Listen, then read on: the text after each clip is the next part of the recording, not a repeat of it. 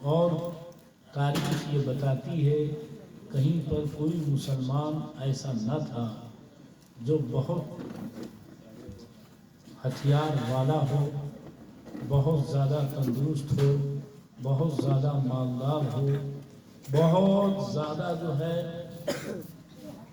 جناب علی دولت مند ہو، بلکہ وہ صحابہ جو ایک ٹائم کھاتے تھے ایک ٹائم صبر کرتے تھے، کبھی 3 دن آگ جلنے کی نوبت نہیں آتی تھی، کبھی ایسا ہوتا تھا کہ جناب علی ایک ہی چادر میں اسی چادر کو اوڑھتے تھے اور اسی چادر کو بچھاتے تھے، سمجھ گیا؟ ایک ہی کمبل میں اوڑھنا بچھونا دونوں ہوتا تھا، مگر وہ صحابہ کرام کے اندر جو طاقت تھی وہ ایمان کی طاقت تھی۔ کس چیز کی طاقت تھی؟ ایمان کی طاقت تھی۔ آج کے نوجوانوں کی طرح جوتے کا نقشہ سر پہ نہیں بناتے تھے صحابہ کہ دائیں طرف سے بال کٹا ہو اور بائیں طرف سے بال کٹا ہو، بیچ میں لمبا لمبا جوتے کی شکل کا بنا ہو اور جناب علی بال جھٹک جھٹک کے چل رہے ہوں، بلکہ وہ صحابہ اپنے نبی کی رضا اور اپنے نبی کی خوشی چاہتے تھے، سمجھ گیا؟ تب اللہ کی رحمتیں ان پر برستی تھی اور جہاں بھی جاتے تھے وہ میدان ان کا ہوتا تھا، فتح و نصرت کر کے آتے تھے، جیت کر کے آتے تھے۔ حضرات آج حال یہ ہے کہ چوراہے کے اوپر نوجوان بیٹھا مسکرا رہا ہے، مسجد رو رہی ہے، چوراہے کے اوپر نوجوان ٹہل رہا ہے، مسجد گڑ گڑا رہی ہے، آنسو بہا رہی ہے، چوراہے کے اوپر نوجوان گھوم رہا ہے، گلیوں میں نوجوان گھوم رہا ہے، محلے میں نوجوان گھوم رہا ہے، اور مسجد جو ہے رو رہی ہے، گڑگڑا رہی ہے، چلا رہی ہے۔ اے مسلمانوں، آپ یہ سوچ رہے ہو کہ ہم نے تو نہیں سنا گڑگڑاتے ہوئے، آپ ذرا غور کیجئے، سرکار سیدنا وارث پاک کے دور میں ایک گاؤں میں بڑی بربادی آتی تھی، حضرت وارث پاک کے یہاں آئے، کہنے حضور چلیے اور ہمارے گاؤں کے لیے دعا کر دیجئے، بلائیں آتی ہیں سال بھر میں، پریشانیاں ہیں آتی ہیں سال بھر میں، کچھ ترکیب لگا دیجئے۔ سرکار وارث پاک پہنچے اور پہنچنے کے بعد کہا چلو مسجد میں دعا کرتے ہیں۔ جب مسجد میں پہنچے تو وہاں پر دیکھا کہ جناب علی گھاس اگا ہوا ہے، لوگ نماز نہیں پڑھنے جاتے، کہنے کیا بات ہے یہاں کے لوگ نماز نہیں پڑھتے ہیں؟ کہا حضور نہیں پڑھتے ہیں۔ کہا مسجد رو رہی ہے اور یہ کہہ رہی ہے اے اللہ تعالیٰ تو اسے اندھیرے میں کر دے جس نے مجھے اندھیرے میں کیا، اسے تو برباد کر دے جس نے مجھے ویران کیا ہے، اے اللہ تو اسے آباد نہ کرنا جس نے آباد مجھے نہیں کیا ہے، اے اللہ تو اس کو تباہ کر دے جس نے مجھے ویران کیا ہے۔ مسلمانوں، تمہاری دعا قبول نہ ہو، ہماری دعا قبول نہ ہو، مگر بتاؤ مسجد جب بارگاہ رب میں گڑگڑائے گی روئے گی تو اس کی دعا قبول ہوگی کہ نہیں ہوگی؟ جلدی بولو، ہوگی نا؟ آج مسلمانوں کی تباہی کا صرف ذریعہ اور وجہ یہ ہے کہ مسلمان شریعت مطہرہ سے غافل ہو گیا ہے، شریعت مطہرہ سے دور ہو گیا ہے، اسلامی روش سے دور ہو گیا ہے، اسلامی ضابطے سے دور ہو گیا ہے، اور جو لوگ اسلامی ضابطے کے قریب ہیں اللہ تعالیٰ ان کو اس کا صلہ دے گا، سمجھ گیا؟ آپ ذرا غور کیجئے، آدمی یہ سوچتا ہے ہم کیوں کہیں کسی سے، کہیں گے تو لوگ کہیں گے 4 دن نماز پڑھنے لگے ہیں، بڑے نمازی ہو گئے ہیں۔ ارے دنیا کہا کرے، دنیا تانا دے گا تو اس کے تانا سننے کا بھی ثواب ملے گا، تانا سننے کا بھی ثواب ملے گا، تمہیں کہنے کا ثواب ملے گا۔ قرآن عزیز میں اللہ تعالیٰ نے فرمایا یا ایھا الذین آمنوا قوا انفسکم واہلیکم نارا، اے ایمان والو اپنے آپ کو جہنم سے بچاؤ، اپنی اولاد کو جہنم سے بچاؤ، اپنے اہل و عیال کو جہنم سے بچاؤ، اپنے دوست احباب کو جہنم سے بچاؤ۔ اللہ رب العزت نے یہ پیغام دیا ہے، جب آپ بچا سکتے ہو تبھی تو بچانے کا اللہ نے آرڈر کیا ہے، لہذا خود بھی عبادت کر کے اپنے رب کو راضی کر کے جہنم سے بچ جاؤ، اور اپنے دوست کو عبادت گزار بنا کے بچا لو، اپنی اولاد کو عبادت گزار بنا کے بچا لو، اپنے بھائی کو عبادت گزار بنا کے بچا لو، اپنے دوست کو عبادت گزار بنا کے بچا لو۔ سمجھ گئے آپ؟ اپنے رب کو راضی کر کے خود بھی بچ جاؤ اور اپنے گھر والوں کو بچاؤ۔ سمجھ گئے آپ؟ حضرات، قرآن عظیم میں اللہ نے فرمایا وَأَقِیمُوا الصَّلَاةَ، یہ نہیں کہا اقرؤوا الصَّلَاةَ، نماز پڑھو تم لوگ، بلکہ یہ کہا وَأَقِیمُوا الصَّلَاةَ، نماز قائم کرو۔ قائم کرنے کے اگر اقرؤوا الصَّلَاةَ اللہ تعالیٰ کہتا تو بندہ پڑھنے کے بعد کہتا بارے اللہ تیرا آرڈر تھا پڑھو، میں نے پڑھ لیا، تیرا آرڈر تھا پڑھو، میں نے پڑھ لیا۔ تو اللہ نے یہ نہیں کہا پڑھو، اللہ نے کہا نماز قائم کرو۔ مطلب کیا ہوا؟ نماز اس طرح قائم کرو کہ کبھی چھوٹنے نہ پائے، نماز اس طرح قائم کرو کہ کبھی چھوٹنے نہ پائے۔ اور الصلاۃ عماد الدین، نماز دین کا کھمبا ہے۔ فمن اقامہا فقد اقام الدین، جس نے نماز کو قائم کیا اس نے دین کو قائم کیا۔ فمن اقامہا فقد اقام الدین فمن ہدمہا فقد ہدم الدین، جس نے فمن ترکہا فقد ہدم الدین، جس نے نماز کو چھوڑ دیا اس نے دین کو ڈھا دیا، اور جس نے نماز کو قائم کیا اس نے دین کو قائم کیا۔ سمجھ گیا؟ جنت ملنا آسان بات نہیں ہے کہ آپ آسانی سے دنیا میں آزاد رہو جنت مل جائے۔ بڑی قیمتی جنت اللہ نے بنائی ہے۔ اللہ رب العزت کے محبوب صلی اللہ علیہ وسلم سے پوچھا گیا حضور جنت کی کیا قیمت ہے، کیا کریں جو جنت مجھے مل جائے؟ اللہ کے رسول صلی اللہ علیہ وسلم فرماتے ہیں ثمن الجنت لا الہ الا اللہ، جنت کی قیمت ہے لا الہ الا اللہ، یعنی کلمے کی کثرت کرتے رہو صبح شام تو جنت کی قیمت ادا ہوگی، اور محمد الرسول اللہ پڑھتے رہو تو جنت کا دروازہ کھل جائے گا، جنت میں داخلہ ہو جائے گا۔ لہٰذا یہ کلمہ طیب یہ ایک ایسا کلمہ ہے جو آدمی کے دل کو پاک کر دیتا ہے، آدمی کے گناہوں کو معاف کروا دیتا ہے۔ ہمارے اولاد کے نبی صلی اللہ علیہ وسلم فرماتے ہیں جس نے ایک مرتبہ کلمہ پڑھا اس کو 12,000 نیکیاں ملتی ہیں، 12,000 گناہ معاف کیے جاتے ہیں، اور اگر وہ باہر چلا گیا ہے یعنی اس سے کفر ہو گیا ہے، اس سے شرک ہو گیا ہے تو وہ معاف ہو کر کے اور وہ اسلام میں واپس آ جاتا ہے۔ لہذا کلمہ پڑھنا ہے کہ نہیں پڑھنا ہے؟ پڑھنا ہے۔ روز پڑھتے ہو؟ جتنے لوگ پڑھتے ہیں میرا ہاتھ اٹھا دیں، ایمانداری سے اٹھائیے گا۔ یہ سرکار کی محفل ہے، جھوٹ بولنے کی ضرورت نہیں ہے، کوئی زبردستی نہیں ہے۔ بتائیے اتنے بڑے مجمع میں اور 8-10 لوگ کلمہ پڑھنے والے ہیں، لہذا آج یہ عہد کیجئے کہ ہمیں روز کلمہ پڑھنا ہے، ہمیں جلدی بولو روز کلمہ پڑھنا ہے۔ صبح اٹھا کرو کلمہ پڑھا کرو۔ اور مسلمانوں بہت سی ساری چیزیں میرے نبی نے فرمایا، جب صبح کے ٹائم اٹھو 3 مرتبہ پڑھ لیا کرو بسم اللہ علی دینی، بسم اللہ علی نفسی وولدی واہلی ومالی، تمام پریشانیوں سے بچ جاؤ گے۔ چاہے جتنا دشمن دشمنی کرے، چاہے جتنا دشمن آگ لگائے، لیکن اگر اس کو پڑھ لو گے تو ہمیشہ محفوظ رہو گے۔ سمجھ گیا؟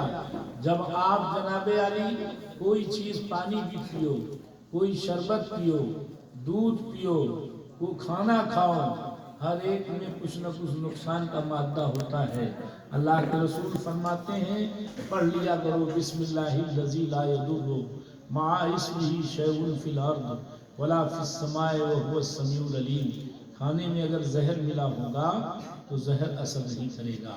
اللہ کے رسول صلی اللہ علیہ وسلم فرماتے ہیں کہ گھر نہیں جلے گا، سانپ نہیں کاٹے گا، کسی نے زہر کھلا دیا ہے تو وہ زہر نہیں اثر کرے گا، بشرطے کہ یہ دعا پڑھ لیا کرو تو انشاءاللہ تعالیٰ تم محفوظ رہو گے ساری بلا سے۔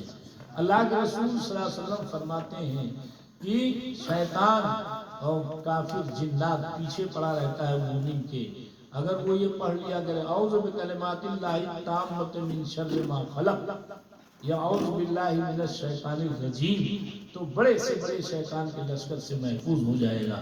اللہ کے رسول سرور کائنات صلی اللہ تعالی علیہ وآلہ وسلم ارشاد فرماتے ہیں کسی کینسر والے کو دیکھو، کسی ٹی بی والے کو دیکھو، کسی بیمار کو دیکھو، یا کسی مصیبت زدہ کو دیکھو، یا کسی بہت افلاس والے کو دیکھو تو پڑھ لیا کرو الحمدللہ الذی عافانی مما ابتلاک بہ فضلنی ممن سواک علی کثیر ممن خلق تفضیلا۔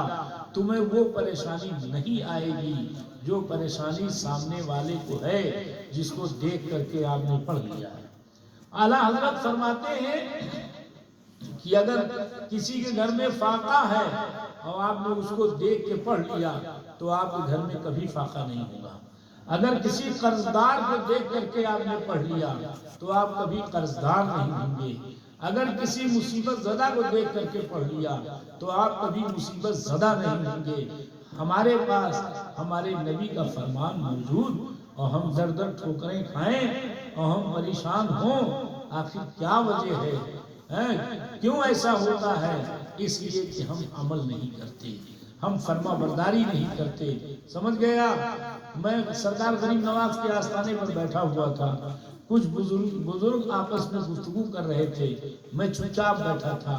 وہاں پر بات یہ ہونے لگی کہ بڑے تعجب کی بات ہے کہ حسبنا اللہ و نعم الوکیل موجود ہے قرآن میں، اور مسلمان کے پاس یہ دعا موجود ہے اور وہ تمام پریشانیوں میں مبتلا رہتا ہے۔ سمجھ گیا؟ اور حسبی اللہ و نعم الوکیل پڑھے گا یا حسبنا اللہ و نعم الوکیل پڑھے گا تو تمام پریشانیوں سے نجات میں رہے گا، تمام مصیبت سے نجات میں رہے گا۔ اے مسلمانوں، ہمیشہ کے لیے زندگی، ہمیشہ کے لیے دنیا میں نہیں رہنا ہے، دنیا سے ایک دن سب کو جانا ہے، آپ کو بھی جانا ہے، ہم کو بھی جانا ہے۔ تقریر کو آپ نے فیشن بنا لیا ہے کہ ہاں وہ کر کے اور رات جاگ کر کے اور پھر بھلا دیجئے سب۔ جو کچھ سنا ہے اس پر عمل کرنے کی کوشش کیجئے، عمل سے اور عمل کرنے کی کوشش کیجئے۔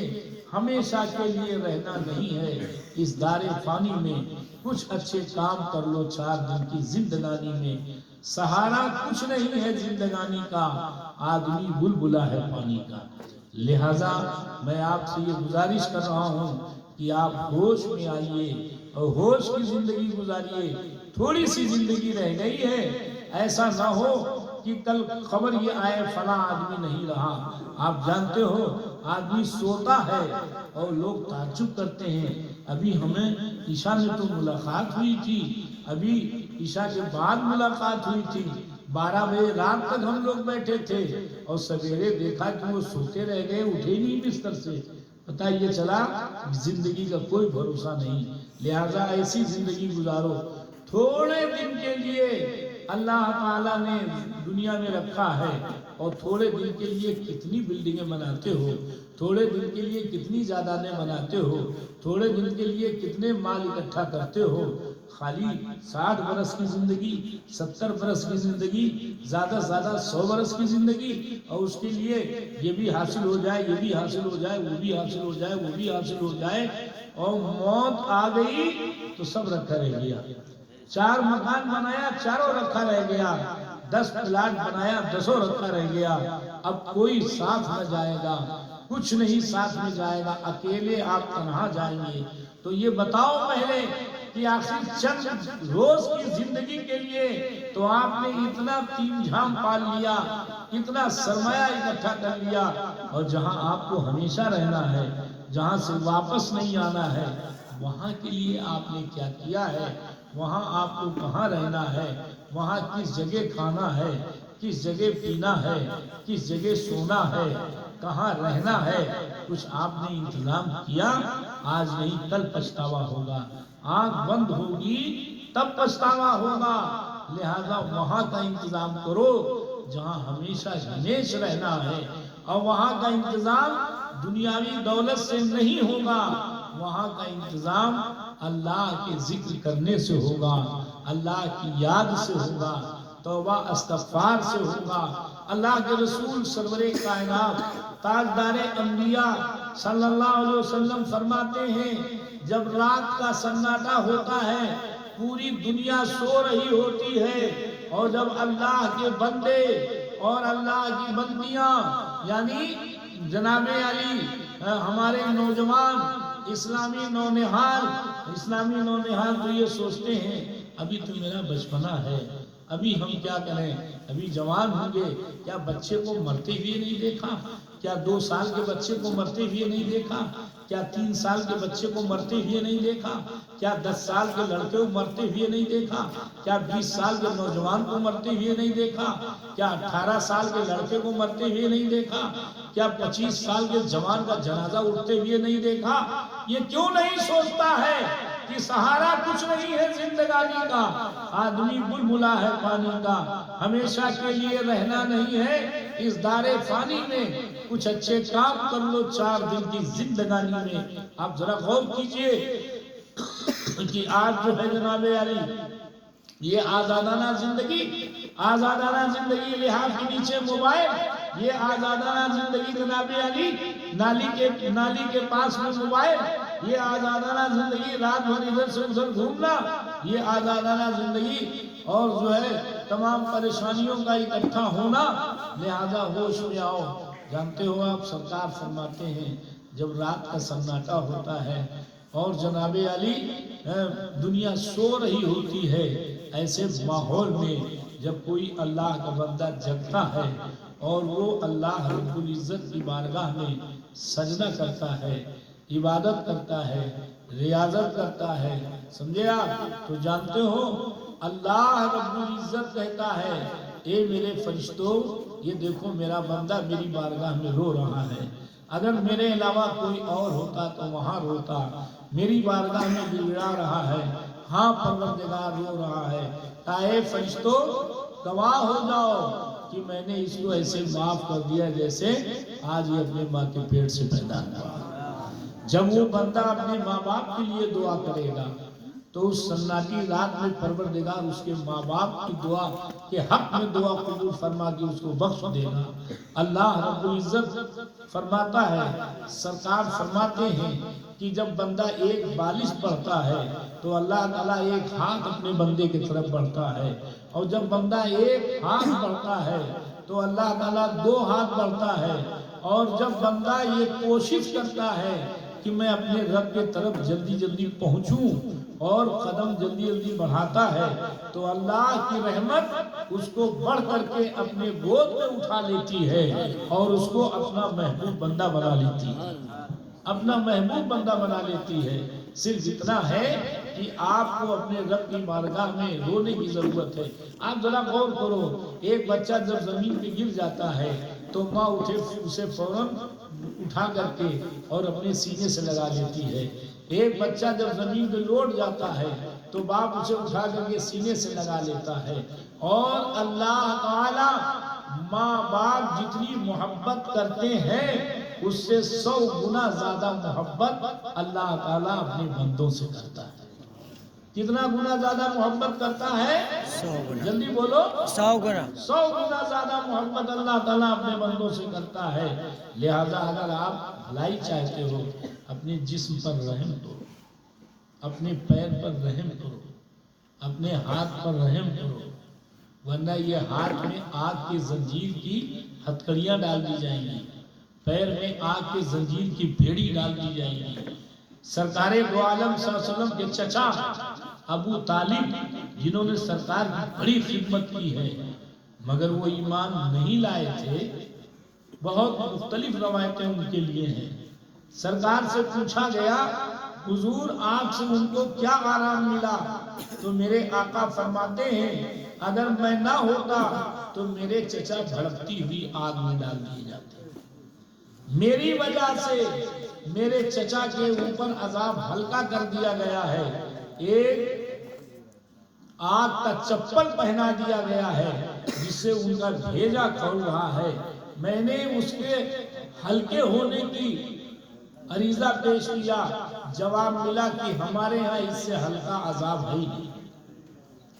اس سے ہلکا عذاب زور سے بولو ہے ہی نہیں. آپ ذرا غور کرو کیسے بچ پاؤ گے, کس طرح بچ پاؤ گے اگر یہ آزادانہ زندگی ہوگی تو. سمجھ گئے آپ؟ لہذا ہوشیاری کی زندگی گزارو, عبادت گزاری کی زندگی گزارو اور اپنے رب کو راضی کرنے کی کوشش کرو. زیادہ سے زیادہ کلمہ پڑھا کرو, زیادہ سے زیادہ درود شریف پڑھا کرو, زیادہ سے زیادہ توبہ استغفار کیا کرو. سمجھ گئے آپ؟ زیادہ سے زیادہ توبہ استغفار کیا کرو. اللہ کے رسول سرور کائنات تاجدار انبیاء صلی اللہ علیہ وسلم فرماتے ہیں التائب من الذنب کمن لا ذنب لہ. جب کوئی بندہ گناہوں سے توبہ کرتا ہے تو وہ ایسے ہی معاف کر دیا جاتا ہے جیسے کہ اس نے کچھ کیا ہی نہیں. آپ ذرا غور کرو, اپنے عیب کو ہم دیکھتے نہیں. قرآن عظیم میں اللہ نے فرمایا لا تجسسوا ولا یغتب, کسی کے عیب کو ڈھونڈا نہ کرو. یہ اللہ نے منع کیا. اللہ نے کیا کہا ہے؟ کسی کے عیب کو زور سے بولو, زور سے بولو, ڈھونڈا نہ کرو. کسی کے عیب کو ڈھونڈا نہ کرو. محلے میں اگر کسی سے غلطی ہو جائے ہے نا تو ٹولی بنا کر کے میٹنگ کرتے ہیں. کچھ سنا آپ نے؟ اے باجی کو سنا آپ نے؟ کیا ہوا؟ پھر فلانے کے یہاں ایسا ہو گیا. بھائی کو سنا آپ نے؟ کہا کیا ہوا؟ کہا فلانے کے یہاں ایسا ہو گیا. آپ بتاؤ, آپ کلمہ پڑھتے ہو, آپ مسلمان ہو, سرکار کے ماننے والے ہو, ہاتھ اٹھا کے بتاؤ قرآن پر ایمان ہے کہ نہیں ہے؟ جلدی اٹھاؤ, جلدی بولو, اٹھاؤ, ہے نا ایمان؟ قرآن میں اللہ نے فرمایا لا تجسسوا, کسی کے عیب کو ڈھونڈا نہ کرو. قرآن نے کیا کہا؟ جلدی بولو, کسی کے عیب کو ڈھونڈا نہ کرو.